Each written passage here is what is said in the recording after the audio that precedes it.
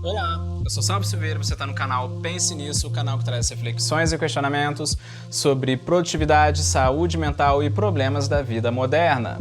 E aí, bora para mais uma conversa de fim de tarde? Então, eu quero começar fazendo algumas perguntas a você. Você é uma pessoa emocionalmente dependente? Você sabe identificar dependência emocional nos outros para poder ou ajudar ou se afastar caso necessário? Você tem um dependente emocional que convive com você e que, se você identificasse, facilitaria a convivência? Como uma pessoa dependente emocional pode estar te prejudicando agora, sem você notar? E se você é dependente emocional sem saber, o que pode te acontecer e o que você pode estar fazendo? Então, é muito importante você ter essas respostas para poder viver nos dias de hoje. Afinal, dependentes emocionais, eles estão em todos os lugares e com certeza tem alguns perto de você. Ou até você pode ser um sem você saber. Você duvida dessa possibilidade? Então vamos começar te contando uma história que narra muito bem a questão da dependência emocional. Tem uma lenda indígena americana que conta sobre um urso faminto. Um urso muito faminto vagava pela floresta em busca de o que comer. Ele estava passando por uma época de muita escassez. Mas, por sorte, o faro dele, que era muito bom, afinal, um faro de urso, sentiu um cheiro de comida vinda de um acampamento. Assim, ele chegou no acampamento e ele viu que não tinha ninguém. Ele viu que o acampamento estava vazio, mas a comida estava em uma panela e um caldeirão sob a fogueira que estava muito forte. Então o urso agarrou a panela com toda a força, enfiou a cabeça dentro dela e comeu o máximo que ele podia. Enquanto ele agarrava a panela, ele percebeu que alguma coisa estava começando a ficar quente. Na verdade, era o calor da panela. Ela estava tão quente que acabou queimando as patas e o peito dele onde quer que ela estivesse relando. O urso nunca tinha tido aquela sensação e então ele pensou que aquelas queimaduras pelo corpo era alguma coisa que queria tirar a comida dele. Então ele começou a urrar muito alto. Ele começou a esbravejar com tudo que podia. E quanto mais alto ele rugia, mais ele apertava a panela quente e mais ele ficava queimado. Então, quando os caçadores chegaram lá no acampamento, eles se depararam com um urso enorme, morto, todo queimado, com a panela grudada nele, mas com uma expressão de estar rugindo. Isso mesmo, o urso, ele tinha tantas queimaduras e a panela estava até mesmo grudada na pele dele. E mesmo morto, ele ainda tinha aquela expressão de bravo, a expressão de estar rugindo.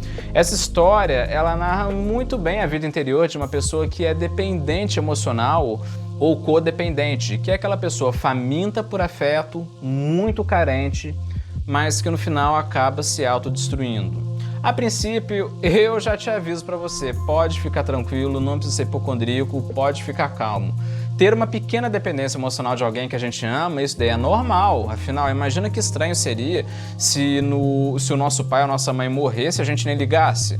Ou então se a pessoa com quem você se relaciona te deixasse agora do nada sumindo da sua vida e você nem ligasse. Seria muito estranho, não seria?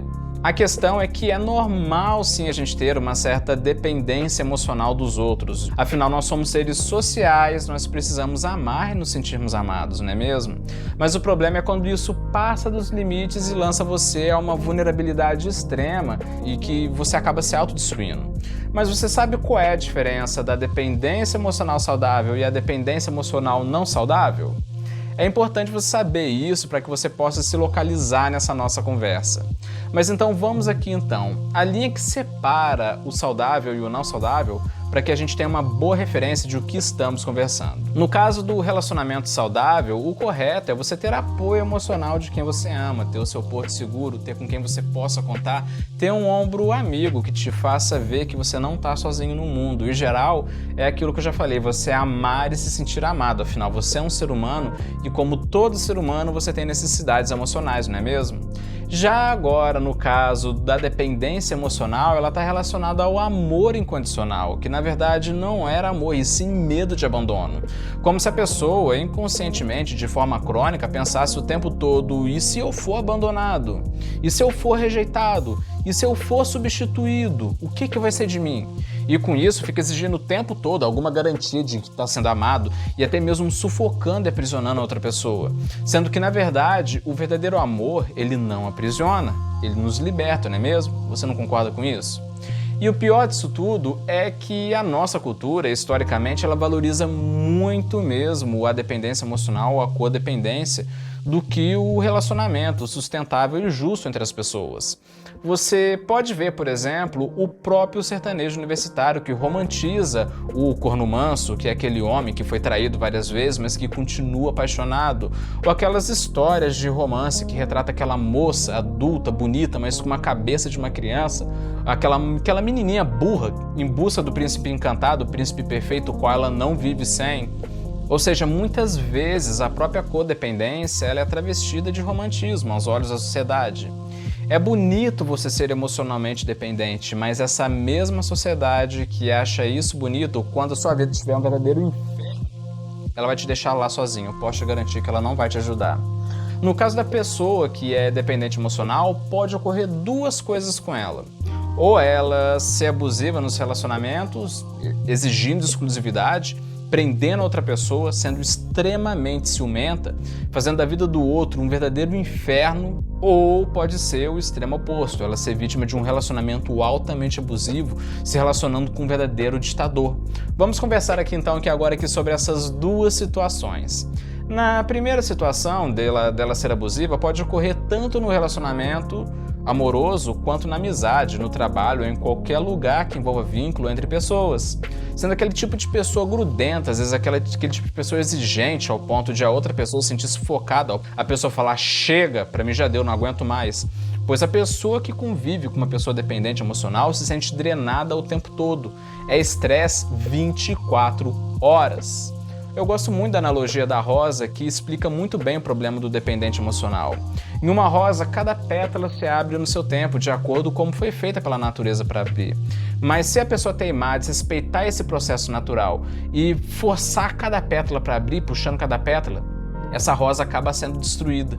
Essa analogia explica muito bem a questão da dependência emocional com as pessoas. Mas quando eu digo dependência emocional e relacionamento, eu não me refiro somente à vida amorosa, me refiro à vida como um todo. Aposto que você já teve aquele amigo ou amiga extremamente ciumento, extremamente possessivo, que queria exclusividade sua, aquele amigo que não queria que você tivesse outros amigos, que queria que você tivesse o tempo todo só com ele, o tempo todo disponível, que quando você ficava um tempo sem falar com ele, ele ia tirar satisfação. E se você fosse dar uma caminhada na rua e não chamasse ele, nossa, ele ficava furioso. E se ele visse você andando com alguém, então ele era possuído por ciúmes. Que se você nunca teve um amigo desse, eu posso dar certeza que um dia ainda você vai ter. Mas também tem a situação que é extrema oposta da própria pessoa que é dependente emocional ser abusada, encontrando, por exemplo, um abusador, um narcisista, um chantagista, que vai fazer da vida dela um verdadeiro inferno e que vai quebrar ela em pedaços, fazendo abusos inimagináveis. Mas no caso, como que a gente pode suspeitar da dependência emocional? Então, geralmente a pessoa que é dependente emocional, ela tem um medo enorme de tomar decisões sozinhas, ela acha a decisão dos outros sempre melhor, ela sempre se avalia como sendo uma pessoa inadequada ao meio, e ela depende muito mesmo da opinião dos outros ao ponto de se sentir insegura para decidir qualquer coisa. E quando essa pessoa gosta de alguém, passa a querer e exigir atenção exclusiva e constante dessa pessoa. Ai, tem um mosquito chato aqui que tá me atormentando. E sem falar que muitas vezes é ciumento, é exagerado, sente um desespero tremendo ao se ver sozinho ou se sentir rejeitado. E é uma pessoa que tem tendência a dizer sim para tudo devido ao medo de rejeição. E nas relações se coloca sempre em segundo plano com o objetivo de ter outra pessoa sempre por perto e muitas vezes exige isso também da outra pessoa. Eu quero só lembrar que isso que eu falei aqui não é diagnóstico, tá bom? Só quem pode dar diagnóstico é um profissional da área da saúde mental, coisa que eu não sou, tá bom? E eu tô aqui também só para trocar uma ideia com você de fim de tarde, tá? Então não leva nada do que eu falar aqui ao pé da letra. Mas fica a pergunta, como fazer para curar a dependência emocional? Mas antes de eu falar sobre isso, eu tenho um recadinho bem rápido para dar a você. Você tá gostando desse vídeo? Você sente que ele pode ter um grande impacto na sociedade? Você quer fazer parte dele? Se você disse sim para essas 3 perguntas, então eu quero estar te convidando para você se associar ao Estuda que a Vida Muda Academy, lá poder ajudar o projeto e em troca ter uma evolução contínua, uma variedade de técnicas de produtividade pessoal com foco na formação de hábitos, tudo com teoria e prática. tudo por apenas R$ 14,90 por mês. Você vai contribuir com o mundo e ainda vai ficar uma máquina na produtividade. Clique no primeiro link da descrição, no primeiro comentário para você saber mais. Eu vou ficar muito grato mesmo pela sua ajuda. Beleza? Tô te esperando lá. Então vamos voltar aqui para a nossa conversa. Mas fica a pergunta, como fazer para curar a dependência emocional? E antes da gente falar disso, primeiro a gente tem que entender a origem dela. Geralmente a dependência emocional tem uma origem na infância, com a busca incondicional da criança pela aprovação pelos pais, mas que continua depois na vida adulta. Por exemplo, às vezes aqueles pais generais, muito rígidos, que exigiam muita perfeição dos filhos, ou aqueles pais corujas que resolviam tudo para os filhos e que criavam os filhos numa espécie de bolha, que não deixava os filhos decidirem nada, como se os filhos fossem de vidro e que a qualquer momento fossem quebrar, o que os deixa completamente vulneráveis e dependentes quando eles chegam na vida adulta, sendo que a gente sabe que a vida do lado de fora de casa é completamente diferente da vida de dentro de casa, não é mesmo? Ou até mesmo aquele extremo oposto, de pais que foram completamente largadões, completamente negligentes e que nunca davam nenhum tipo de amor, nenhum tipo de carinho, simplesmente deixava a criança largada à própria sorte.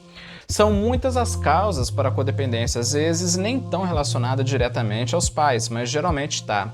Então, geralmente, essa busca por aprovação continua na fase adulta, sendo projetado no namoro, no casamento, nas amizades ou em todo quanto é tipo de vínculo que a pessoa vai estar procurando um colo para essa criança ferida dentro dela. E o pior de tudo é que isso muitas vezes vira um ciclo que vive se repetindo, às vezes até mesmo sem a pessoa perceber. Por exemplo, eu aposto que você conhece aquela pessoa que de 5 relacionamentos que viveu, todos foram relacionamentos abusivos. Aí a pessoa termina um relacionamento, você pensa, ufa, acabou.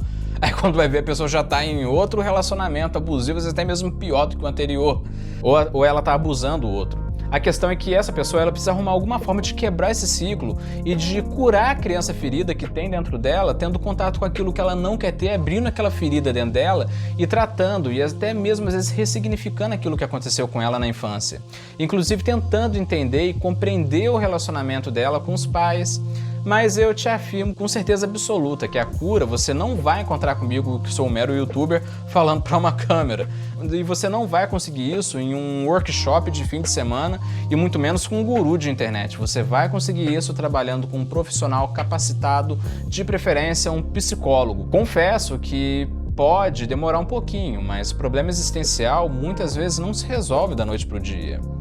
O que vai ser bem melhor do que você pagar uns R$1.000 em um workshop de fim de semana, achar que aquilo funcionou durante uma semana, mas logo depois voltar de novo para aquele mesmo problema, não é mesmo? Mas eu já te aviso que se você foi ferido quando você era criança, cabe a você agora, na vida adulta, buscar a sua própria cura para quebrar esse ciclo repetitivo de relacionamentos abusivos. Ser uma pessoa mais forte e independente, de aí sim poder ter bons relacionamentos. E não é por acaso que amar é para os fortes, pois só os fortes conseguem ser injustos de verdade. E um relacionamento justo é aquele em que você não é refém de ninguém e nem faz a outra pessoa de refém. Inclusive tem um dilema que explica muito bem isso, é o dilema do porco-espinho. Você conhece o dilema do porco-espinho? Então, vou contar ele agora para você. Tava muito frio, um frio horrível. Então, vários porcos-espinhos se amontoaram para se manterem aquecidos. Mas quando se encontraram, eles começaram a se machucar com os seus espinhos, com os espinhos uns dos outros. Então, eles logo se afastaram. Porém, o frio fazia com que eles tentassem novamente se reunirem. Porém, logo eles se afastavam novamente. Mas depois de muitas tentativas fracassadas, eles perceberam que podiam sim se manter uns dos lados dos outros sem se machucarem, mantendo a distância correta. Esse conto ele foi escrito por Arthur Schopenhauer para explicar o dilema da convivência e mais tarde ficou popular com Freud. A questão desse dilema é que o distanciamento moderado entre as pessoas funciona também dessa forma. Muitas vezes manter essa distância é necessária para não machucar as pessoas e também não ser machucado.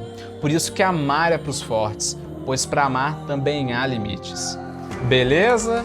Referências na descrição, se inscreva no canal e ative o sininho para que todos os dias, a partir das 18 horas, nós tenhamos mais conversas como essa, tá bom? Pense nisso, falou!